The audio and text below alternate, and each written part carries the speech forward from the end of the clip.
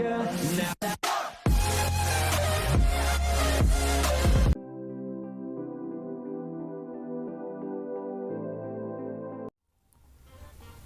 jirtu nagaa jirtu maatiiwwan YouTube chaanaalii keenyaaf warri haaraa taatan subscribe share gochuun dagatinadha. Kutaa darbe keessatti maal laalle seekshinoota kanneen akka biimii kolonii slaabii haala kamiin diroo gochuu akka dandeenyu define goonee turre jechuudha. Haala kamiin define goonu diroo akka goonu yookaan diroo yookaan moodel akka goonu laallee turre jechuudha kutaa darbe keessatti. Kutaa kana keessatti immoo maal laalla isuma hojjenne sana isuma yeroo darbe hojjenne wanti inni adda godhumaadha. Har'a full structure diroo yookaan moodel goona jechuudha. Inni biraamaadha fakkeenyaaf circular slaabii akkamitti akka diroo goonu ilaalle kutaa darbe keessatti akkasumallee cantilever beam cantilever slaabii kana akkamitti akka diroo goonu ilaalle jechuudha. Har'a garuu as keessatti kan laallu ta'a jechuudha. Har'a garuu as keessatti kan laallu ta'a jechuudha. Walakkaansaa wantootuma yeroo darbe wajjin ilaalle kan laallu ta'a as keessatti jechuudha. Tokko tokkoon gara hojii isaatti adeemnume yeroo garasitti deemnu maal tura amma asirraa akkuma yeroo darbe jenne architectural plaanii biimii asii kana maal goone maanni biimiin asii kun 25 by 30 inni kunis jechuudha. Axis 3 axis 2 axis 4 akkasuma axis 1 irra han jiran koloniiwwan kun hundi isaaniiyyuu 30 by 25 jennee yeroo darbe isarraa kan hafe maanni kolonii circular koloniin kun abbaa 25 jennee fudhannee abbaa 25 tti jirre isa kana abbaa 25 tti jijjiirre kutaa darbeetti dubbanni natti fakkaate dubbachuu sobaanu biimiin kun building kana fayyadamnu 25 by 40 kana waan ta'eef width kolonii keenya width biimiti gadi ta'uu qabu jechuudha. Isa yookaan yoo xiqqaate isaa walqixa ta'uu qaba jechuudha. Kanaaf jenne biimii kana circularota biimii kana gara 25 tti jirre jechuudha. Gara 25 tti jirre inni biraa isheen koloniin asitti 20 by 20 dha jechuudha. 20 by 20 dha. Asii kana gara 30 by 25 tti jirre sababa nama isiniin jedhe kanaaf jechuudha. Inni biraa maanni simply gara diroo godhuutti deemna. Kolonoota keenya yeroo diroo goonu akkuma yeroo darbe ilaalle as keessa optionii barbaannetti fayyadamuu dandeenya. Ammaaf mee kilikii kanatti fayyadamne.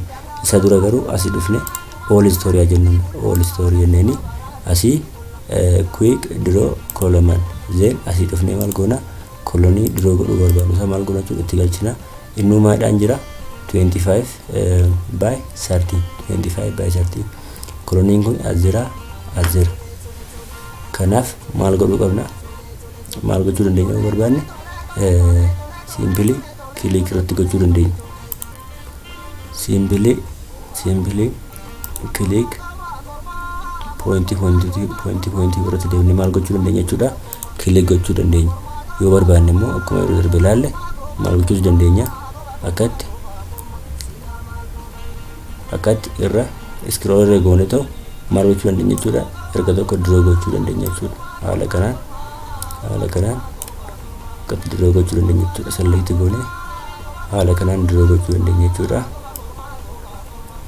Haala kanaan diroo gochuu dandeenya jechuudha.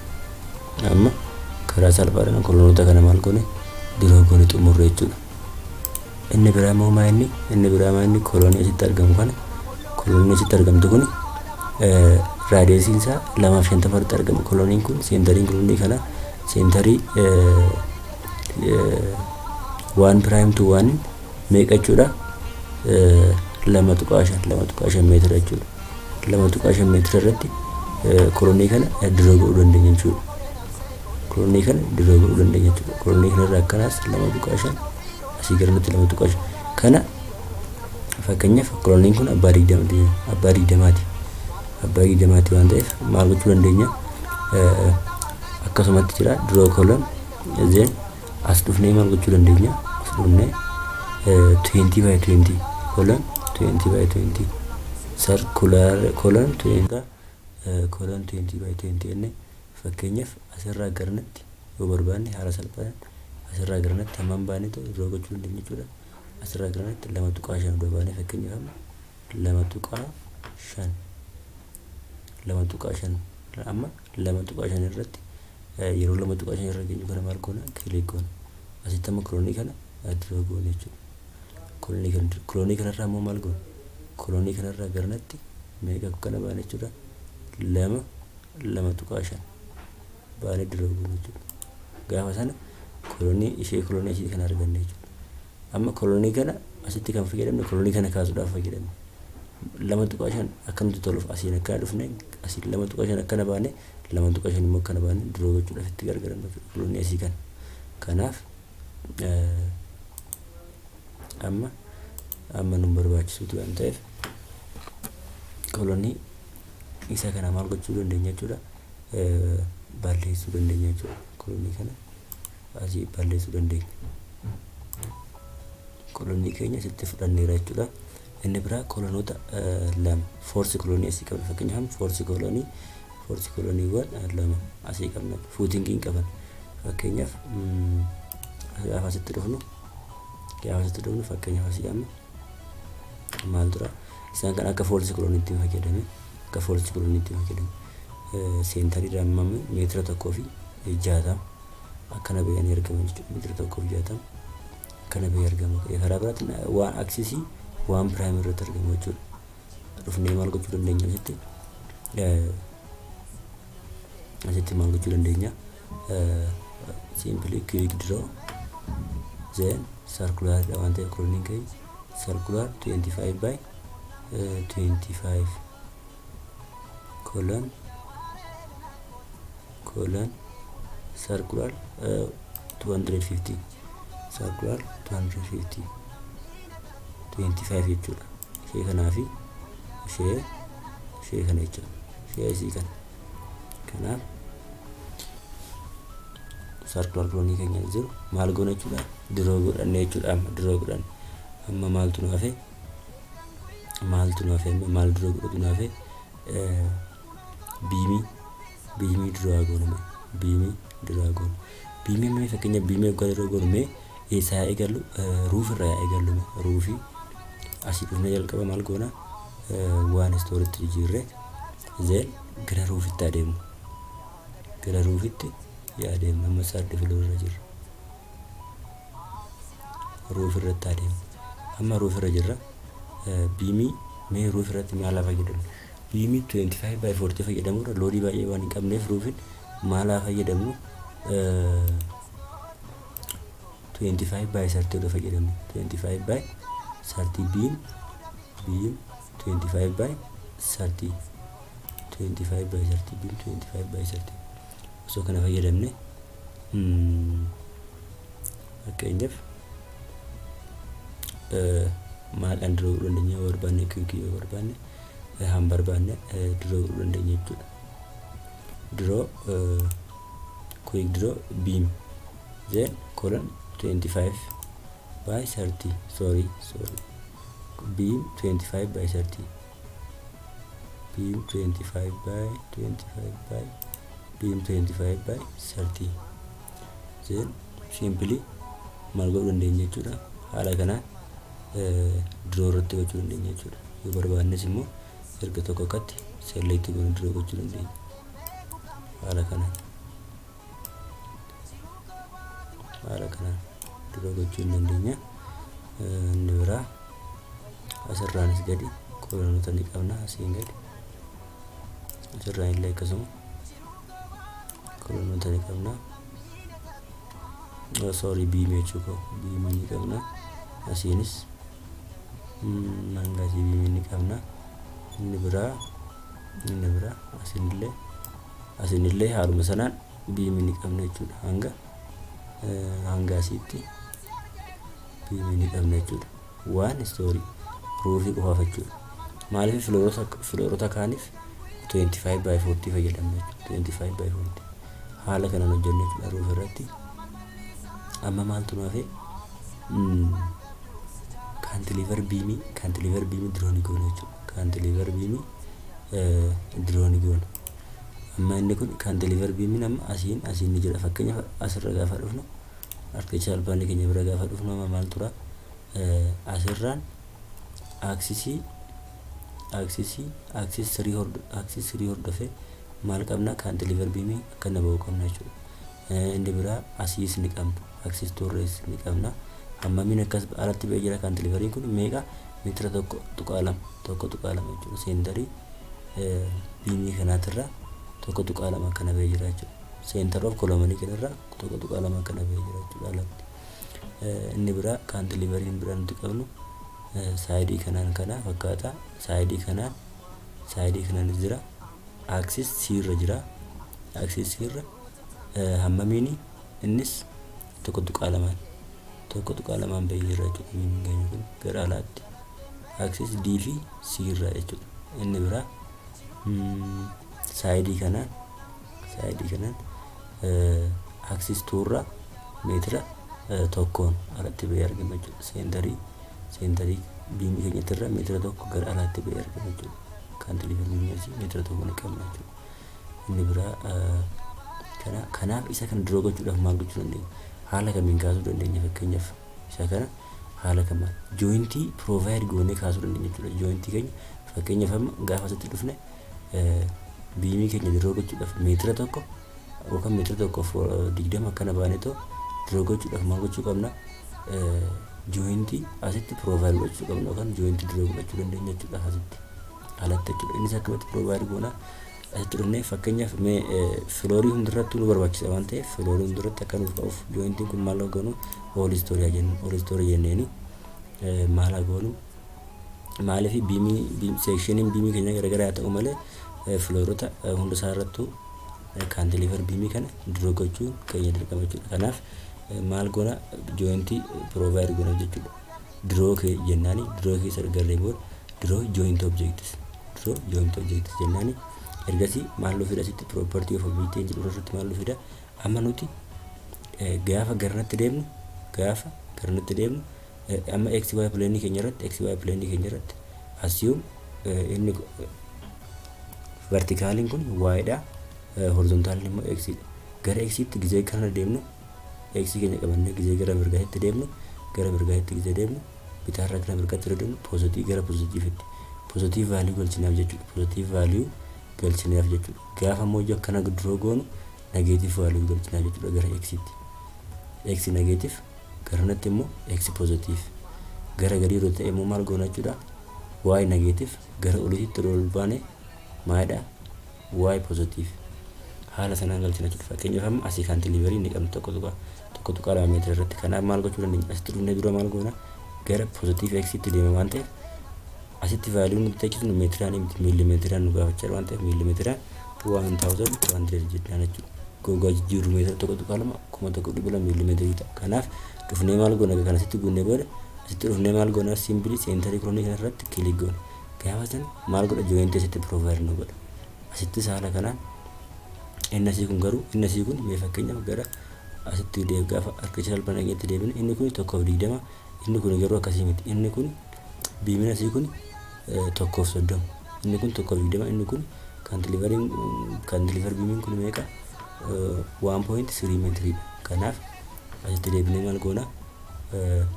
Ishee kana 1300 jenna 1300 jenneeni dhufnee maal goona? Akkuma ammaa sana seentarii kanarratti maal goona? Kilik goona. Gaafa san jooyintii keenya provide nu godha jechuudha. Inni biraa haanasii kanas haaluma kanaan hojjenna jechuudha. Kan olii kanas fakkeenyaaf amma ishee kana isa kana immoo maal goona? Isa asii kana duroo gochuudhaaf maal gochuu qabna? Isa asii kanaa fi isa asii kana duroo gochuudhaaf maal gochuu qabna jechuudha? Positive y dha waan ta'eef gara oliitti positive y dha wantoota 100 zeen dhufnee maal goona jechuudha? Asirratti maal gochuu dandeenya? Kilik gochuu dandeenya. Asittis maal goona? Kilik gochuu dandeenya jechuudha. Gaafa sana 1.20 irratti provide nu godha jechuudha. Inni biraa eessatti garnarraa nu barbaachisa. Saayidii kanaan access to irraa cantilever beam ni qabna jechuudha. Garnatti deemu akkuma artificial plan keenya irratti ilaalla jechuudha. Kana zero goonee maal goona jechuudha. Amma negative 1000 jennaan jechuudha. Meetira tokko waan ta'eef cantileveriin keenya asii kun cantilever beam asii kun kanaaf maal godha asitti provider nu godhee jira asitti. Provider nu godhee jira. Inni biraa bakka biraa asitti nu barbaachisa. Biimii kaasuudhaaf asitti inni biraa fakkeenyaaf asii biimii asitti biimii asiin akkatti fayyadamuu dandeenya jechuudha. Biimii provider godhuu fi dandeenya jechuudha asii garanatti. Kanaaf asitti yoo barbaanne jointii provider godhuu dandeenya. Fakkeenyaaf asiin garanatti hammam ba'ee jira. Sarkiliin keenya suni akkatti rootii godha akkatti deema jechuudha. Gaafa sana raadiyeeshin isaa meeqa jechuudha? 2.5 jenne. 2.5 gaafa asiin straight akkana deebine seentarii sarkilii keenya sana arganna jechuudha. Kana jechuun asii garanatti jointii fayyadamuu dandeenya jechuudha. Biimii kana diroo gochuudhaaf jointii fayyadamne jointii kanarraa immoo garanatti diroo gochuudhaaf asitti jointii provider godhachuu dandeenya jechuudha. Isas maal goona positive gara positive x-tti 2500 jennee dhufnee asitti dhufnee seentarii kanarratti kilik goone maal ta'a jechuudha. Asitti jointii provider nu godha. Gaafa sana biimii keenya asii eegallee garanatti maal goona jechuudha. Biimii keenya diroo godhanna jechuudha. Haala kanaan amma maal goona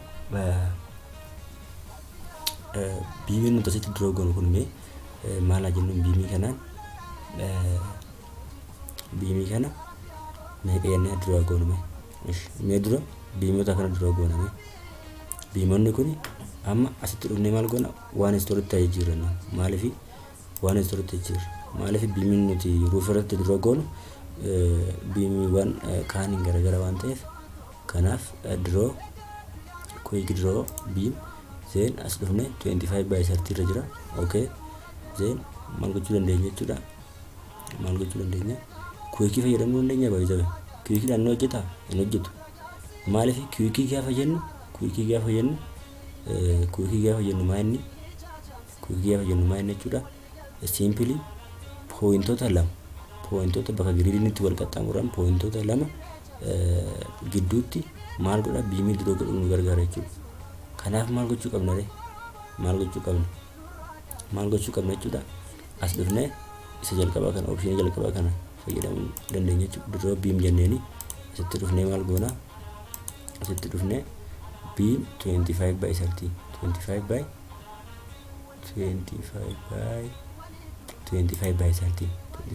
then simply asii fuunee akkasitti diroo gochuu dandeenya jechuudha. Akkuma yeroo darbe hojjennu sanitti asiis isa kanas asii fuunee pointii kana irratti kilik goone then ascend maal goona jechuudha.